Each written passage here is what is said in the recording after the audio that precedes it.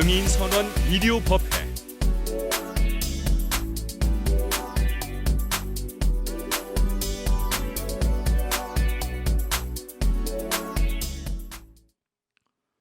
오늘이 망년법회인데요. 관청에서 법회를 하지 말라고 계속해서 연락이 오고 해서 지난주일은 못했습니다. 그랬더니 또 법당으로 유튜브로 보는 사람들은 또 어떡하냐. 그래서 오늘은 망년법회이기도 하지만 또 유튜브로 오신 분들을 위해서 멈출 수가 없어서 이렇게 나왔습니다. 오늘은 제가 법회까지만 하고 다음 순서는 전부 다 안 하기로 했습니다. 자, 이제 한 해가 정말로 속절없이 그렇게 흘러갔습니다. 흘러가는 것은 흘러가도록 내버려 둬야 되죠. 막으면 어떻게 돼요? 막으면 무엇인지 간에 썩어버리잖아요. 이 우주는 계속해서 돌고 있습니다. 흐르고 있고. 흘러가는 것을 우리가 어떻게 할 수가 없어요.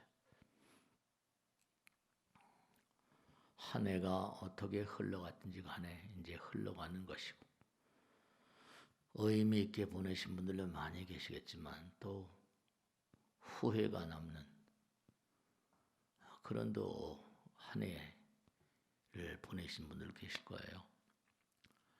올해는 뭐 특히 다른 단어보다는 코로나라는 단어가 온 세계를 휩쓸었던 그런 한 해였는데요.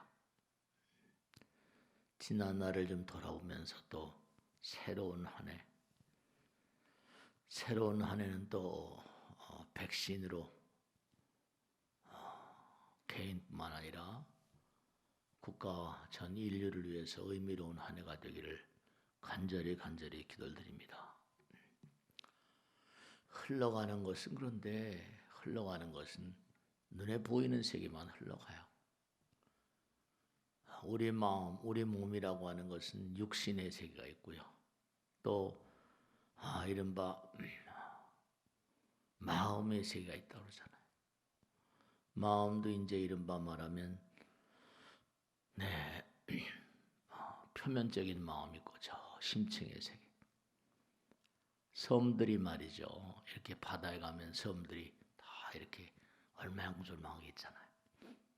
근데 그 섬의 밑에 보면 전부가 다 하나로 연결되어 있죠.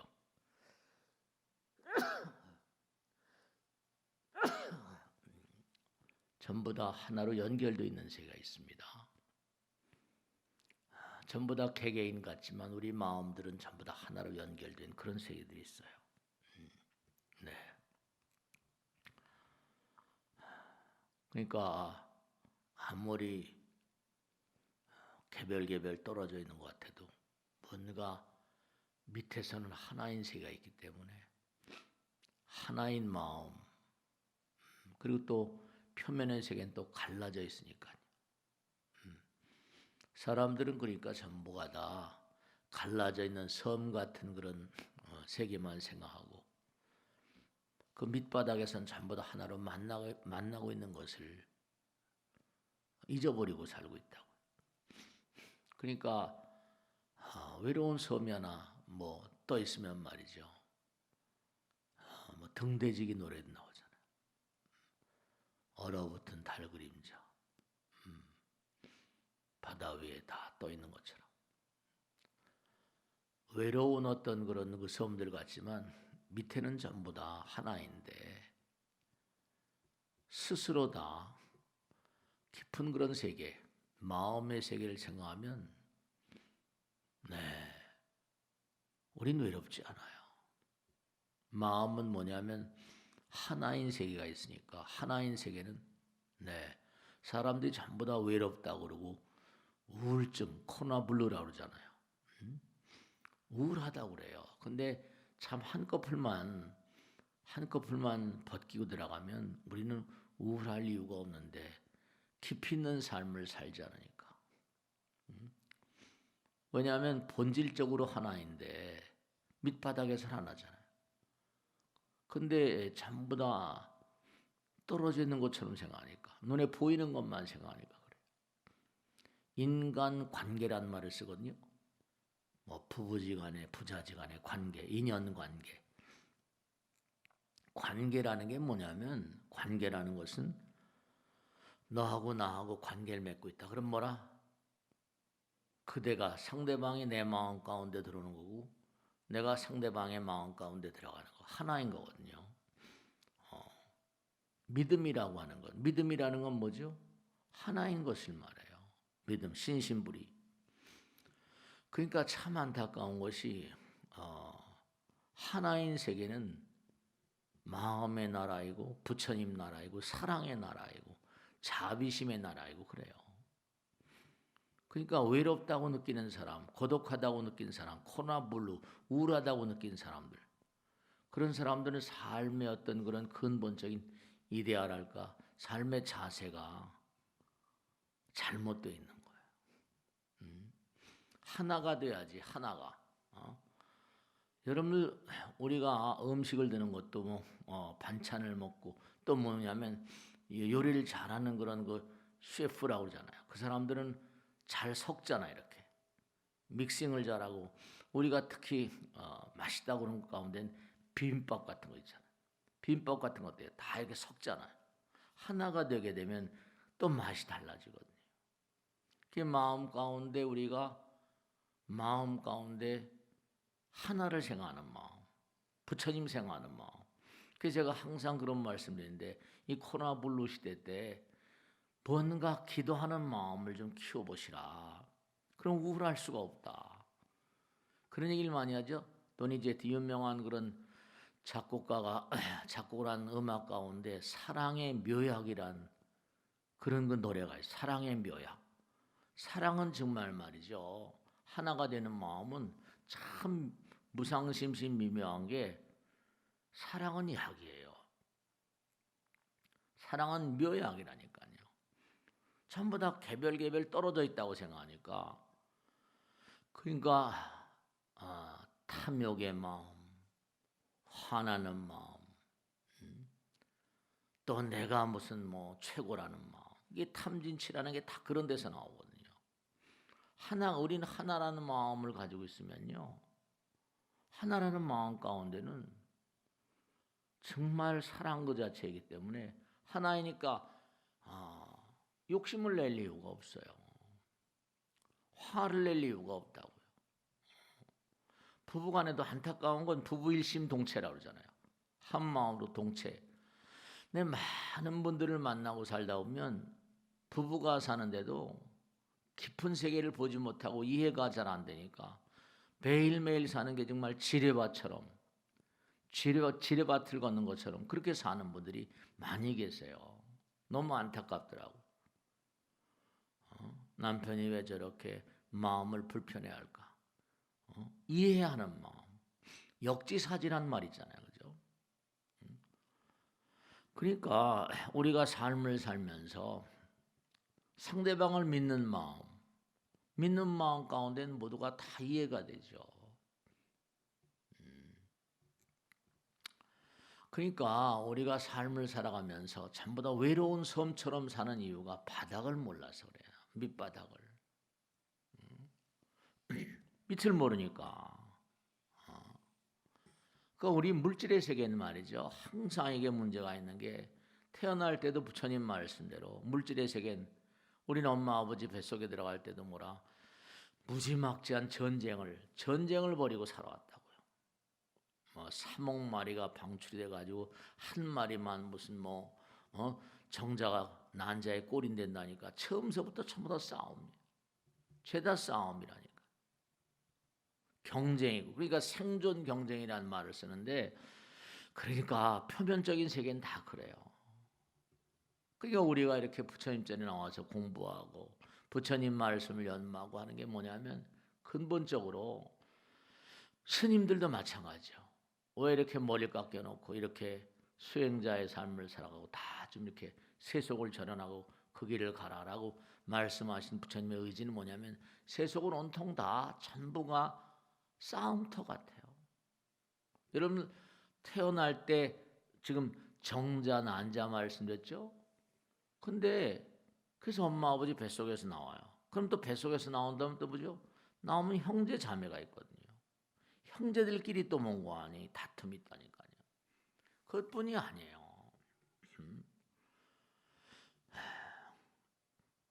어렸을 때 몽고안이 보면 그렇게 형제들끼리 그 다음에 또 몽고안이 학교를 다니고 유치원 다니면 친구들끼리 옛날에 무슨 그 친구란 영화도 있었잖아요.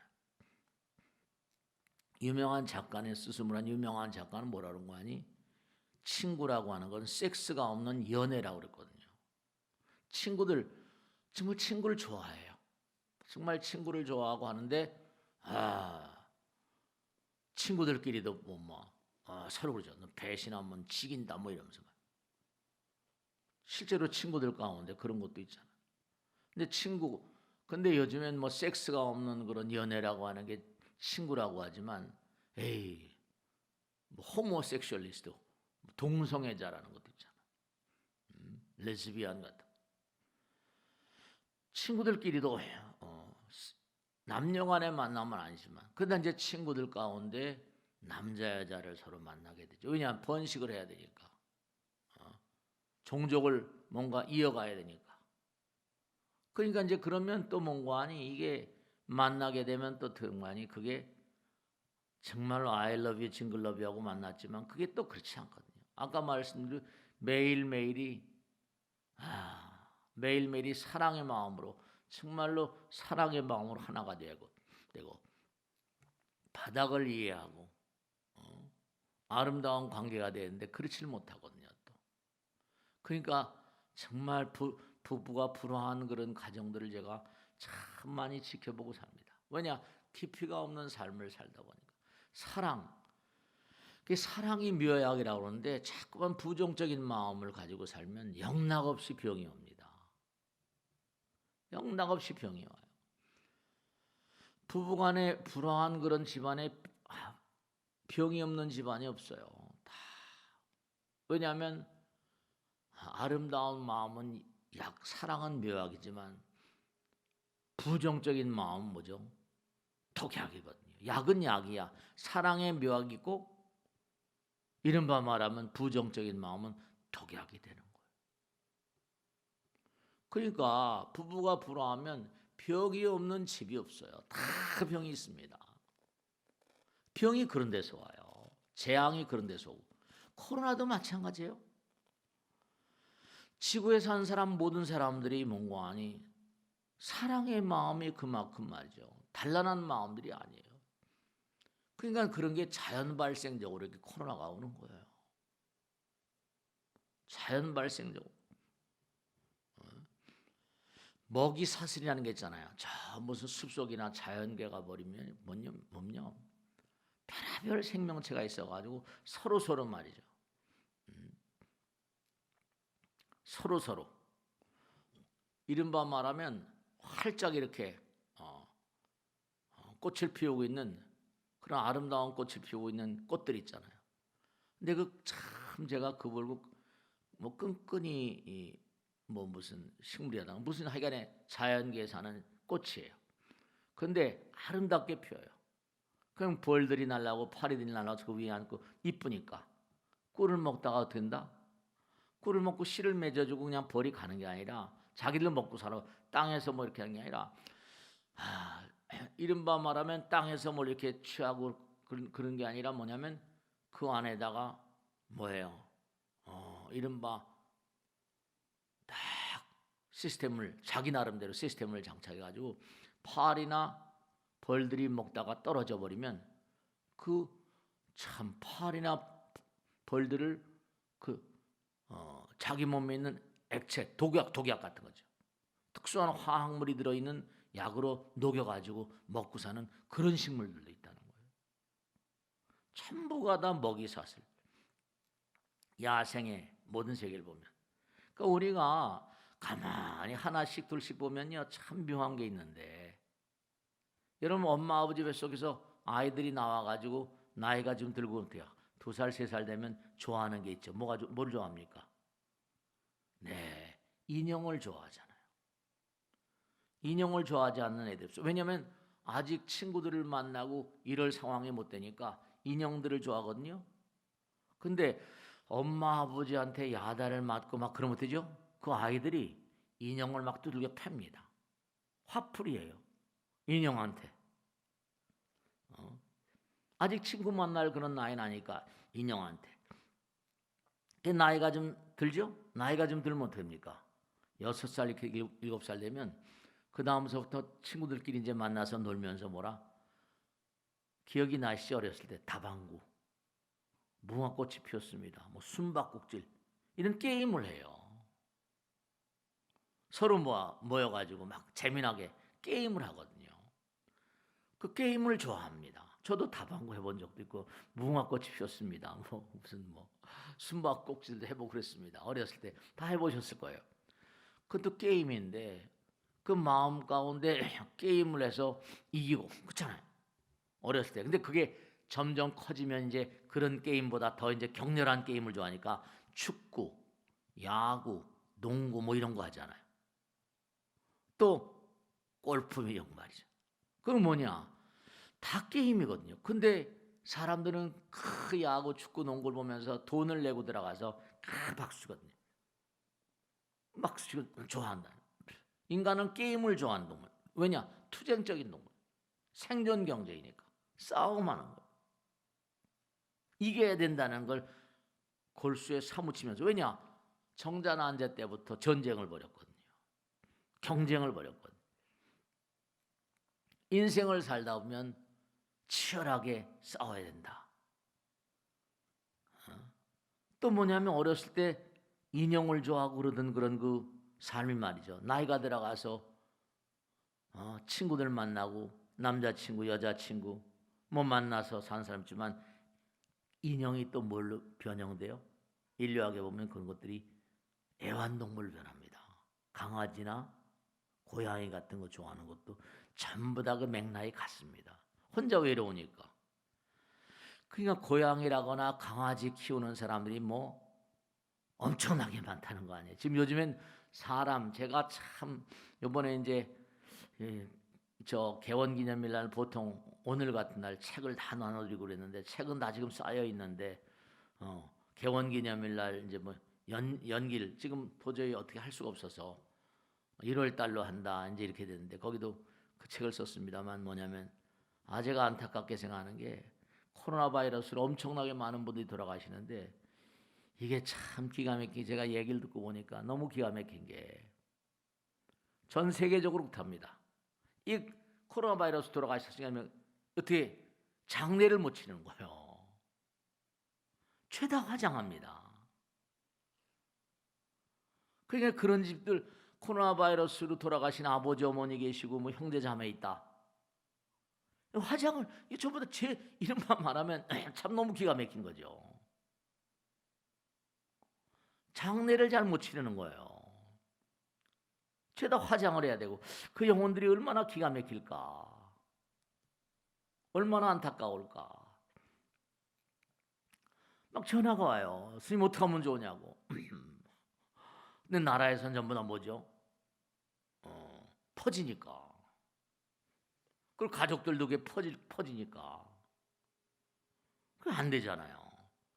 그냥 그게 전부 다 화장을 할 수밖에 없고 그냥. 정말 너무너무 안타까워. 그러니까 우리가 삶을 살아가면서 가만히 하나 둘씩 이렇게 생각을 해보면 모든 게 전부가 다 인생 자체가 태어날 때부터 싸움이고 게임을 좋아하고 축구, 농구, 야구 좋아하는 게 다 이유가 있다. 거기다 애완동물 좋아하고 인형 좋아하던 마음이 확장되고 그러니까 부부들이 만나서 일심동체라고 그러지만 서로 개인이 다르잖아요. 자존심이 없는 그 사람들이 없잖아요. 결혼하면 전부 다 내 마음대로 해야 되고 너는 뭔가 내 말 잘 들어야 돼. 뭐 이런 식이 돼 버리니까 그러면 안 되거든요. 흡수 합병이 아니에요. 심장내과 전문의를 제가 알거든요. 그 심장이 어떻게 이게 잘못된 거예요. 그 심장을 이식을 합니다. 교통사고 나거나 이렇게 돌아가시잖아요, 그죠? 어떻게 도저히 살 가망이 없다 그러면 심장을 이제 이렇게 기증을 하거나 뭐 이렇게 합니다. 그럼 심장이 뭐 이런 사람들은 이제 심장 이식을 해요. 그럼 이 심장을 이식받은 사람은요, 우리가 결국 사랑이라는 게 마음과 마음의 모임이라고 그러잖아요. 심장을 이식하고 나면요 어떻게 되는 거 아니? 한동안 뭐냐면 면역 억제제, 이게 다른 거니까 한동안 약을 계속 면역 억제제라는 걸 계속 먹어야 된답니다. 약을 먹어야 돼. 하나가 되기 위해서는요 심장이 자기 몸에 들어와서 다른 사람의 심장에 들어와 가지고 그걸 먹고 하니 자기 심장으로 만드는 과정이 쉬운 과정이 아니래요. 그러면 이게 면역 억제제를 자꾸만 먹어야 되니까 부부가 서로 만난다는 건 일심, 심장이 전 그렇게 생각한 거죠. 하나가 되는 거니까 억제제를 많이 먹어야 됩니다. 우린 말이죠. 공부를 하는데 머리로만 공부하는 게 아니에요. 우린 마음으로도 공부해야 되고요. 감정에서의 가슴으로도 공부해야 돼요. 사람은 공부다 그러면 머리로만 공부하는 건 줄 아는데 그게 아니에요. 마음으로도 공부해야 돼요. 감정적으로도 우리가 다스려야 됩니다. 네.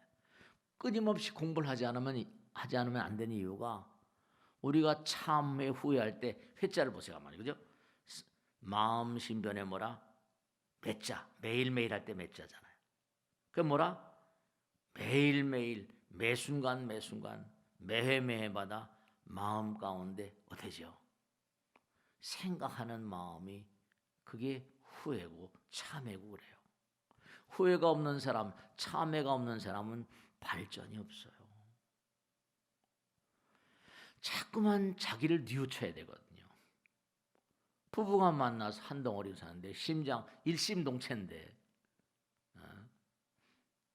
억제제를 자꾸만 먹어야 돼요. 자기 억제를 해야 됩니다. 자기 통제를 해야 되고 불교의 핵심은 바로 뭐냐면 자기 억제고 자기 통제고 자기 절제인 거예요. 억제, 통제, 절제 다 같은 말씀이에요. 맥락이 같아요. 자기를 자꾸만 절제해야 돼요. 절제는 최상의 미덕이라고 하는 것처럼 뭔가 절제하는 마음 이게 참 중요해요. 절제가 안 되고 통제가 안 되고 억제가 안 되면 이 지뢰밭을 걷는 거죠. 부부가 서로 만나는데 이게 절제가 안 돼요. 통제가 안 되고 억제가 안 되면 매일매일 사는 게 전쟁이죠. 네. 제가 많은 분들을 모시고 그분들과 이렇게 인생을 얘기하고 고통을 서로 몽고하니 이렇게 나름대로 이제 부처님 말씀을 얘기하면서 고통을 좀 해소시켜드리려고 뭐 상담이랄 것도 없고 그냥 말씀을 나누고 할 기회가 많은데요. 정말로 안타까운 게 너무나 많아요. 그러니까 우리가 항상 삶을 도모하면서 뭔가 생각해야 될 게 정말로 다른 게 아니라 우린 정말 영원히 공부해야 되고 영원히 뭔가 뉘우쳐야 되는 존재들이에요. 후회가 없는 발전이 없고 참회가 없는 내일이 없어요. 그러니까 우리가 서로 관계를 맺는다. 신신부려 불이신심이라 누구하고 내가 남편과 아내 친구들 아까도 말씀드렸죠. 전부 다 관계를 맺지 않으면 안 되는 이유가 외로운 소음들인데요. 밑바닥은 하나니까 혼자 있으면 외로운 거예요. 그러니까 자기 밑바닥을 자꾸만 생각하고 하나라는 마음 가운데 그쵸 하나이니까 부처님 생각하는 마음 그잖아요. 부처님 생각하는 마음. 네. 뭐 하나님도 좋고 예수님도 좋고 다 좋습니다. 그러니까 밑바닥에 들어가서 기도하는 마음이 되면 본질이 하나이니까 기도하는 마음 가운데 카타르시스가 오거든요.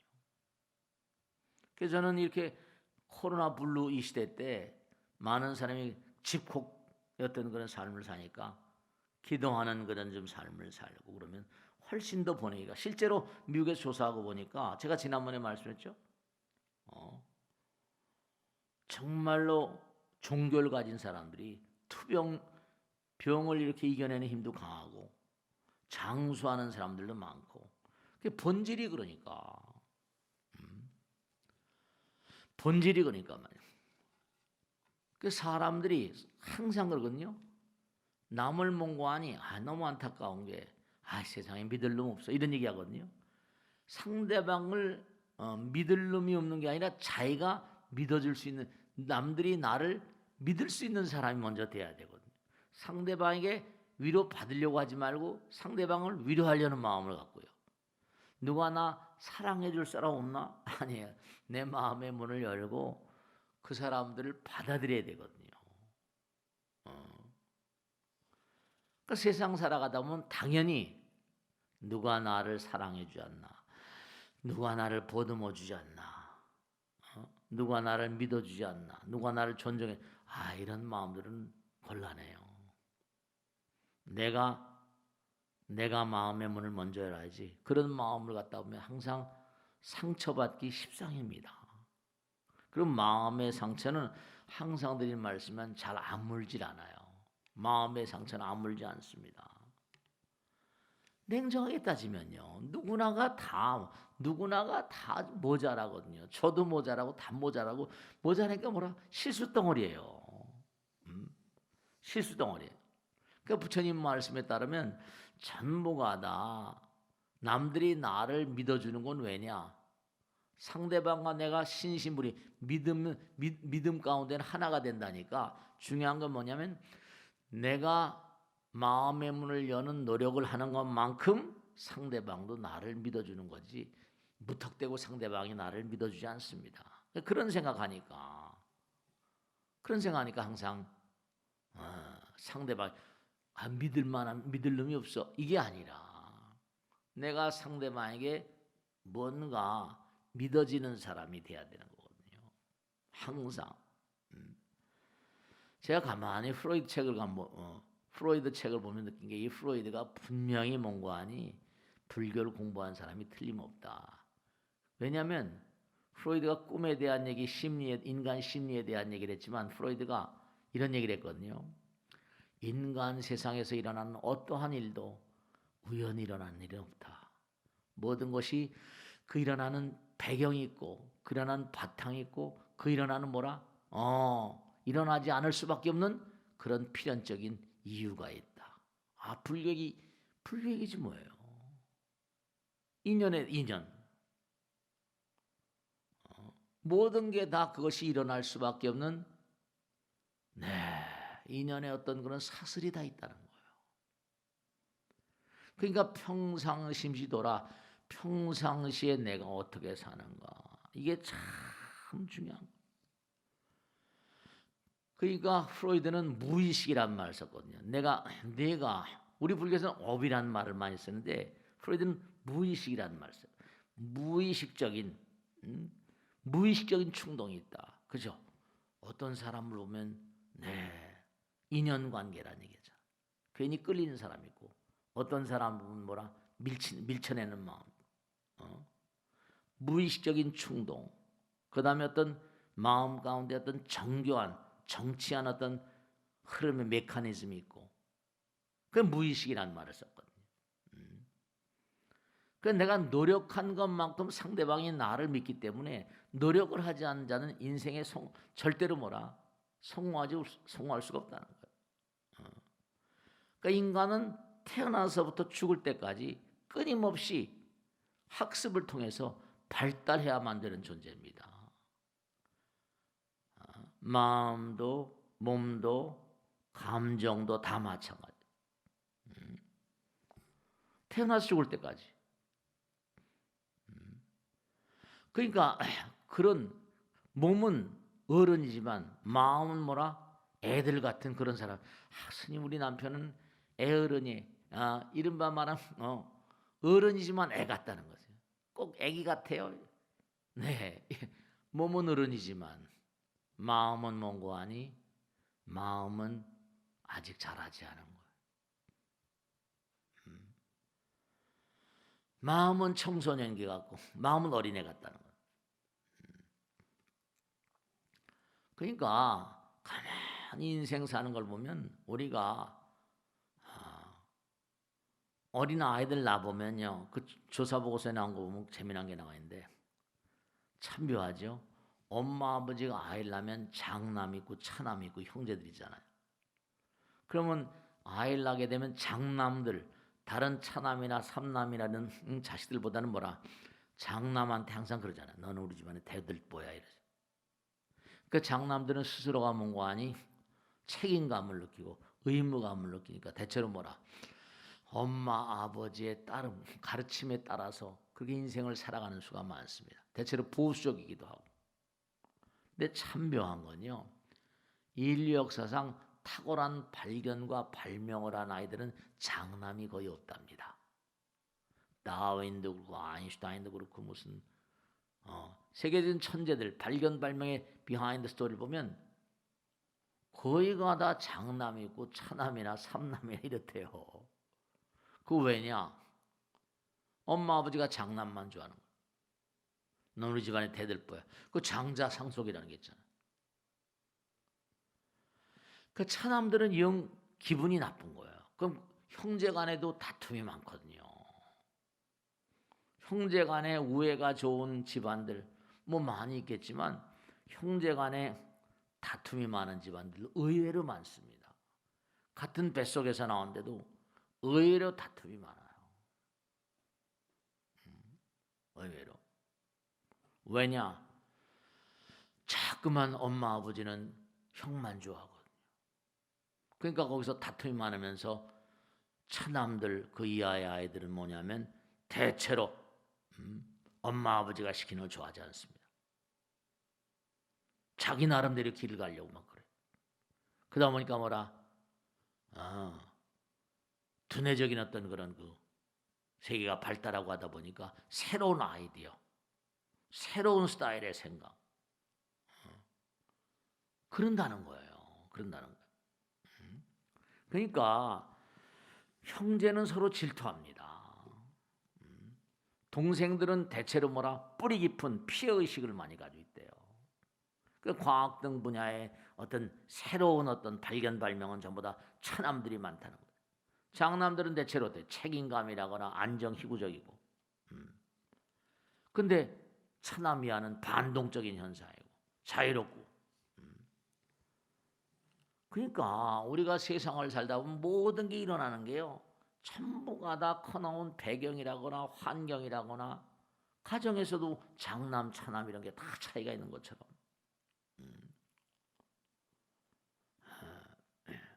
그리고 중요한 게 엄마 아버지의 패턴을 이어받다 보니까, 엄마 아버지를 그대로 이어받다 보니까 그냥 패턴아이즈 돼가지고 그냥 엄마 아버지의 틀에 그냥 이렇게 귀속돼서 살아가는, 전혀 변형을 원하지 않고. 그러니까 대체로 보면 그냥 그런 패턴 따라 사니까 이른바 말하면 뭐라, 무슨 일을 시도해서 무슨 사업적인 이른바 말하면 그런 이데아가 취약한 거예요. 그러니까 뭔가 부딪혀봐가지고 깨지기도 하고 뭐 실패하기도 하고 이러면 사람이 자라잖아요. 사람 뭐라, 실패를 통해 자라는 거거든요. 근데 장남들은 그런 예가 참 쉽죠. 엄마 아버지 걸 그대로 이어받으니까, 장자 상속이니까. 근데 차남이나 이렇게 되면 그게 이제 막 엄마한테 사랑도 못 받고 부모한테 사랑도 못 받고, 무슨 부모가 사랑하지 않을 이유는 없지만 말입니다. 그 인간은 실패를 통해서 살아나는 거거든요. 실패를 통해서. 그러니까 우리가 삶을 살아가면서 보는 전부 다 이런 것들이, 생각을 해보면 어렸을 때부터 엄마 아버지 배에서 나와가지고 인형을 좋아하는 거, 왜냐하면 인형을 좋아한다는 것 자체가 뭐라? 인간은 인간 관계 속에 살아야 되니까 친구를 만나고 이래야 되니까 그걸 인형에다 투사시키거든요. 애완동물에다, 인형에다가. 그 좀 커나면 뭐라? 숨바꼭질이하거나 뭐 다방구라거나 무궁꽃이 피었습니다. 뭐 이런 거. 그런 게 이제 결국은 커나면서 축구, 야구, 농구. 그게 우리 사람들이 뭘 좋아해요? 축구, 야구, 농구, 게임을 좋아하고 뭐 뚫겨 패는 복싱 같은 거 좋아하고. 그게 전부가 다 인간의 내면 세계에 있는 게 그대로 투사되고 사회에 투사된 것들이에요. 너희들이 나가면 싸워야 된다. 투사처럼 싸워야 된다. 그러니까 스님들이 이렇게 머리 깎여놓은 건 세속적인 그런 싸움이 아니라 네 자신과 싸워라 이거죠. 탐진치 삼독심의 찌들은 그런 세속적인 싸움이 아니라 내 자신과 싸워서 해탈하라 이런 얘기거든요. 그 세속 사람들은 그저 먹고 살기 바쁘니까 전부 다 뭐라? 세상과 싸우는 거예요. 자기와의 싸움이 아니라 세상과의 싸움. 그러니까 우리가 세상을 살면서 너무 안타까운 거면 인간관계를 치유하는 가장 탁월한 약은 사랑의 묘약이에요. 나쁜 마음을 가지 못해요. 독약이에요, 독약. 탐진치 독심인 거예요. 우리 몸은 이른바 대체로 보면 물질적인 어떤 육신, 물질적인 패턴이 하나 있고요. 그 다음에 뭐라? 우리 몸에 기라거나 뭐 하면서 눈에 보이지 않는 에너지성의 기도. 그러니까 뭐 침을 찌르고 그 한약적인, 양의학적인 육신 가지고 막 찍고 째고 그냥 수술하고 그러지만 한 패턴 더 들어가면 이제 양의학적인 차원으로 침을 넣는다거나 뭐 해가지고 에너지적인 구조가 또 하나 있고요. 그 다음에 이제 이른바 마음의 세계. 어떤 구조가 달라요. 층이 달라요. 그러니까 질병 같은 것도 진단하는 게 어떤 육신의 표면에 드러나는 시스템하고 그 다음에 무슨 또 그 밑에 있는 경락이라거나 현대의학에서는 그런 거 인정하지 않아요. 경락 그런 거 몸을 말라 쭉 빠지네요. 근데 이제 뭔가 우리 마음엔 그런 패턴이 들고 에너지의 흐름 같은 거, 기의 흐름 같은 거, 에너지의 측면, 그 다음에 이제 마음의 측면을 얘기하는 3단계다. 그러니까 대체로 보면 몸은 뭐 양의학에서 잘하지만 어떤 그런 에너지 기가 흐르는 어떤 그런 그 시스템 같은 게 망가지면 그걸 신경성, 의사들은 전부 다 신경성이라고 합니다. 신경성. 신경성이라는 거 잘 모를 때 전부 다 신경성으로 때려잡거든요. 전부 다 신경성이라고. 그러니까 여러분들이 보면은 이런 지압 같은 거, 무슨 이런 거, 여러분들이 어떤 때 무슨 뭐 안마 같은 거 이런 거, 또 무슨 집에 그런 거 많이 가지고 계시잖아요. 요즘에 무슨 뭐 안마 이렇게 생긴 거 있잖아요. 기계 같은 거, 바디 프렌드, 바디 프렌드 같은 그런 게 뭐냐면 막 누르고 뭐 이렇게 뭐 하다 보면 에너지의 어떤 흐름에 어떤 치우침, 평형이 깨져 있을 때 안마 받고 나면 어때요? 시원해요, 안 시원해요? 안마 받고 나면 시원하잖아요. 바디 프렌드 같은 거 한번 하고 나면 시원해지는 이유가 몸 안에 여러 가지로 기의 흐름 같은 게 어떤데 기가 뭉칠 수가 있거든요. 그렇게 보면 이제 이게 평정해지니까 에너지 어떤 구조 시스템의 어떤 그런 그 평형 상태를 가져오니까 안마기에 올라가 있다 나면 나름대로 편안해지고 어느 동안 어느 정도는 말이에요. 그러니까 인체라고 하는 건 이건 뭐 현대의학자들 다 인정하는 거니까 인체는 에너지 장 같은 거 일종의 자석 같은 거. 그러니까 뭔가 아니 머리는 하늘 향해 있고 발바닥은 땅을 향해 있으니까 뭐예요? 플러스 마이너스 백회열이라는 게 있고 또 발바닥엔 또 뭔가 땅에 그러니까 이게 플러스 마이너스 이게 대전돼 있다는 거예요. 그러니까 네 발 달린 동물이 엄마 아버지 뱃속에 나면 엉거멍 기어다니잖아요. 네 발 달린 동물이 뭐냐면 그 동물들은 좀 네 발 달려고 다니죠. 뭐 날라는 새도 있고 하긴 하지만 네 발 달린 동물이 두 발을 딛고 일어날 때까지는 뭐라? 제가 말씀했죠. 어린애기가 엉금엉기다가 딛고 두 발로 딛고 일어날 때 3,000번 이상을 넘어진다잖아요. 3,000번 이상을. 아이고 장난이 아닌 거예요. 그러니까 인체라고 하는 게 뭐냐면 이 허공 자체가 부처, 우리 항상 이제 허공 자체가 부처님이에요. 그러니까 지기가 있고 공기, 지기, 하늘의 기운, 천기, 천지, 천지인 그러잖아요. 하늘의 기운이 있고 땅의 기운이 있는데 그걸 뭐라 이어주는 게 천지인 그러잖아요. 그러니까 우리 몸은 플러스, 마이너스. 그러니까 이게 천지인 삼재라고 그래가지고 뭔가 하여간에 기회 이상이 와버리면 몸에 문제가 나는데 기회 이상을 초래하는 게 거의 다 뭔가 아니 사랑의 묘약 그런 것처럼 우리가 뭔가 삶의 자세가 진짜로 삶의 자세가 문제가 있을 분명한 게 땅에 있는 것을 좋아하고 돈 좋아하고 탐욕스럽고 화 잘 내고 그렇잖아요. 눈에 보이는 것만 좋아하는 땅에 있잖아요. 하늘의 것을 별로 좋아하지 않아요. 그저 하늘은 그냥 하늘인가 보다. 하늘을 사랑하고 정말로 기도 허공은 부처님인데 그런 얘기했잖아요. 인내천 사람이 하늘이다. 근데 기도하는 삶을 별로 좋아하지 않아요. 하늘 울어서 한 점의 부끄러움 없기를 하늘을 잘 우르르잖아요. 그냥 땅에 매일같이 땅바닥만 보면서 50원짜리 안 떨어지냐 100원짜리 안 떨어지냐 매일 그런 것만 생각만. 인간 하늘의 기운과 땅의 기운이 이게 하나 통하는 존재거든요. 그런데 항상 돈 좋아하고 그저 물질 좋아하고 냉정하게 따지면 제가 압구정동 사는 보살님이 저한테 와서 얘기해서 제가 껄껄 웃었는데요. 얄미워 죽겠다는 거예요. 정말 얄밉다는 거예요. 왜냐? 어떻게 할 수도 없고 이럴 때는 어떻게 하면 좋으냐는 거예요. 듣고 보니 기가 막힌 게 딸아이가 고등학교를 다니는 애가 말만 하대요. 그런데 부부가 방에서 이렇게 침대에 자고 있으면 아침에 딱 되면 가운데를 팍 파고 들어온대요. 엄마 아버지가 있는데 야단을 그렇게 쳐도만.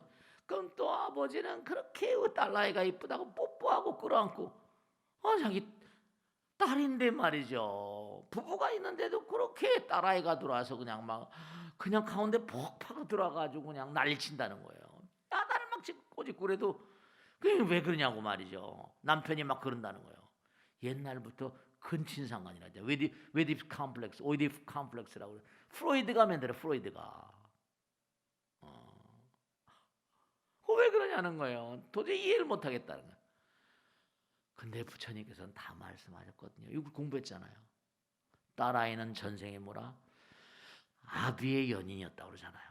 아들은 뭐라? 전생에 어미의 연인이다는 거예요.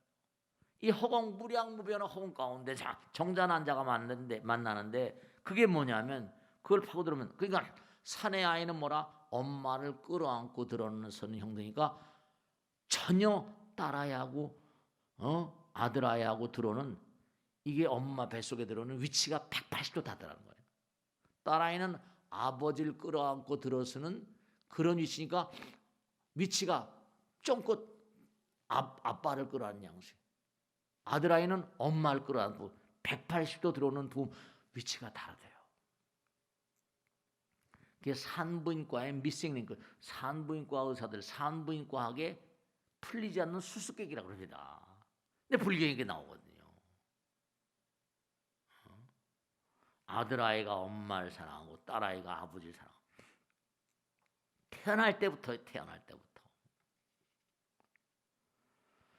그러니까 중요한 건 뭐냐면 다 이게 어떤 그런 프로이드가 공부를 많이 하고 연구를 하다 보니까 흔히 알다 보니까 그게 다 눈에 보이던 거예요. 그러니까 오이디푸스 컴플렉스, 소포클레스의 유명한 그런 아비를 죽이고 엄미와 결혼한 그런 킹 오이디푸스의 비극을 그대로 인용에다가 오이디푸스 컴플렉스라고 하는 그런 용어를 만든 사람이 프로이드예요. 참 웃기는 게 많죠. 이 얘기를 했더니 어떤 보살님은 스님 정말로 이해를 못하겠다. 스님은 말이지 아들 아이는 전생에 엄마의 연이 있다는데 그러면 아들이 엄마 말을 좀 잘 들어야 될 거 아니냐 이런 얘기하는 거예요. 엄마 말을 좀 잘 듣고 엄마에게 좀 순종해야 되지 않냐 전생의 연이니까. 에이 제가 또 웃었다니까. 지금 남편은 얼마나 순종하는가. 지금 남편 얼마나 순종해? 연인인데 순종하냔 말이야. 먹기만 하고 공부도 안 하고 저런 걸 전생에 내 애인이라고 도저히 이해가 안 된다는 거예요. 그렇게 얘기하는 보살님도 계세요. 이게 전부가 다 우리의 삶은 우연이 없어요. 프로이드가 우리가 사는 모든 삶의 양상은 전부가 다 우연이 없다. 모두가 다 우연이 없다. 전부 다 무의식이. 그러니까 프로이드는 유대인이니까 업이란 말을 쓸 수가 없었던 거예요. 근데 불교에서는 전부 다 업인 거예요. 업인 거예요. 업인 거예요. 그러니까 이 코로나 바이러스 같은 것도 마찬가지예요. 인류가 만들어낸 거예요. 다른 거 아무것도 아닙니다. 인류의 마음이 만들어낸 거예요.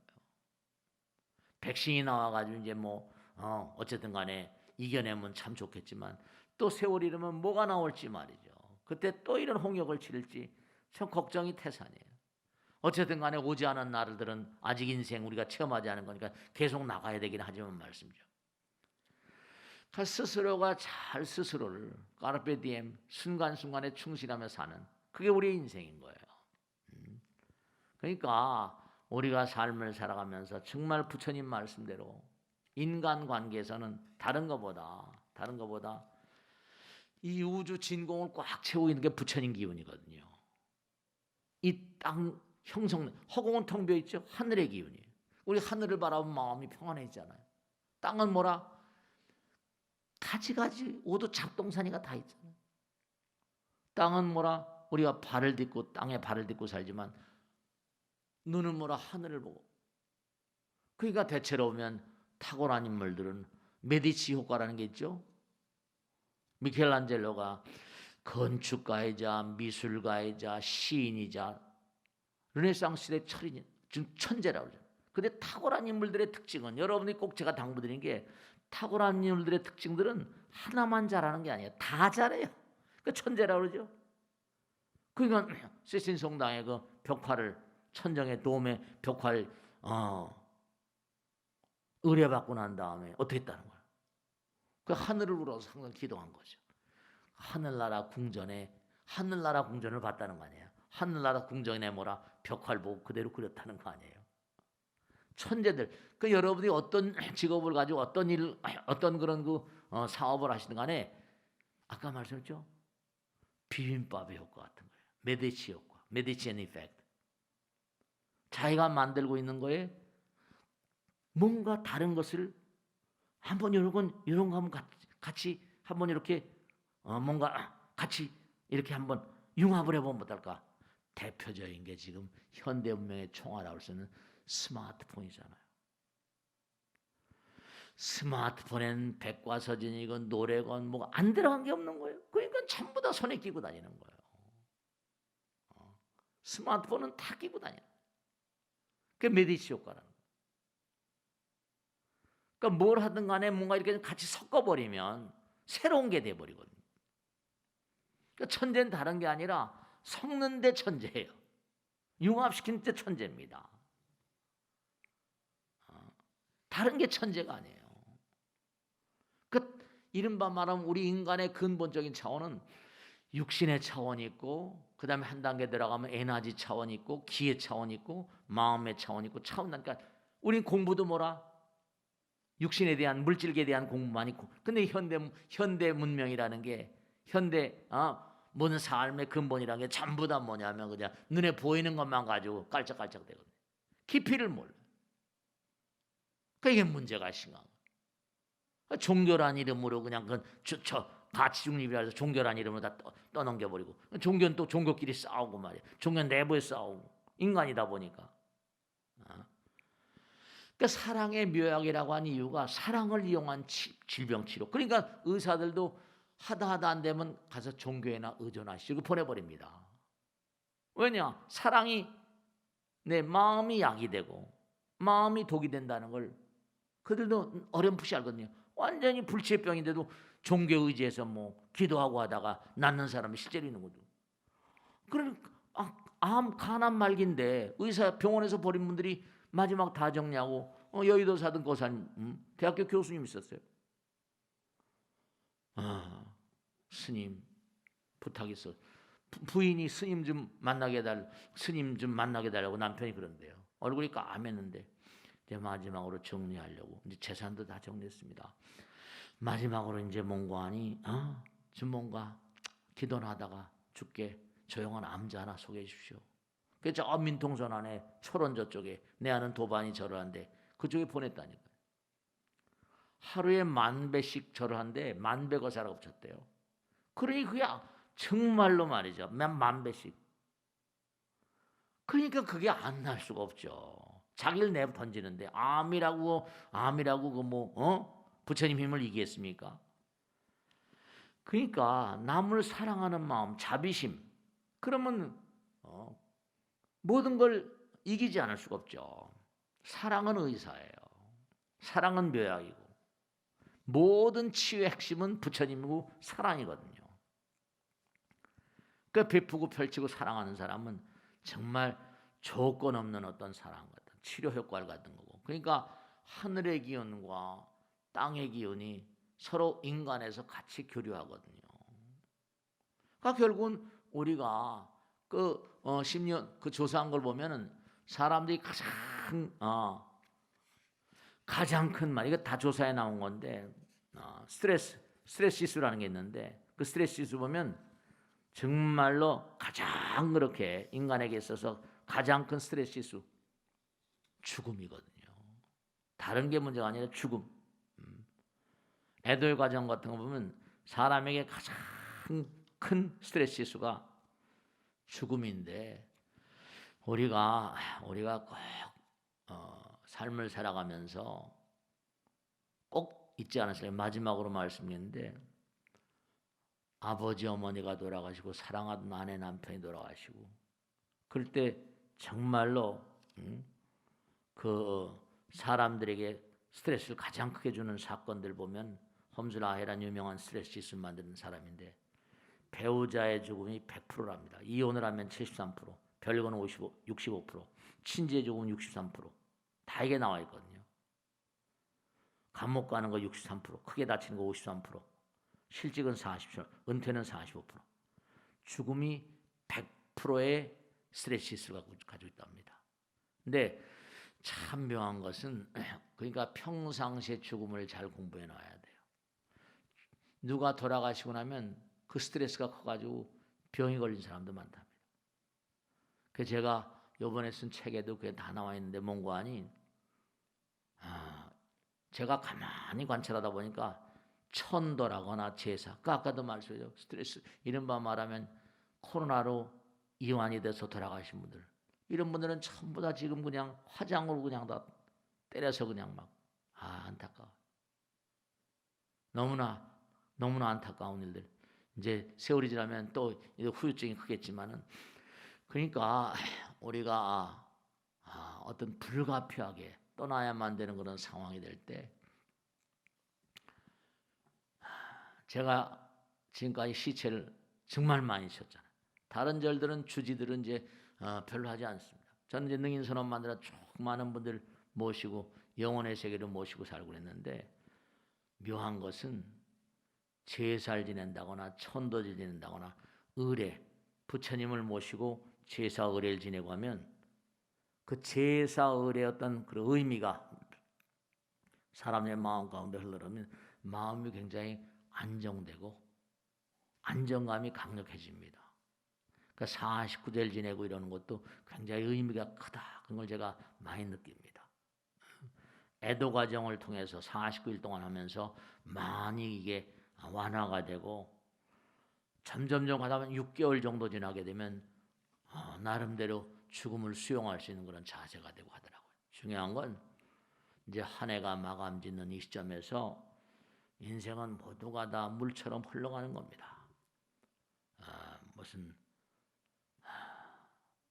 후회가 있었건 간에 또 무슨 좋은 날들이 있었던 간에 뭔가 인생은 정말로 아직 시작하지 않은 부분, 지나간 부분은 어쩔 수가 없죠.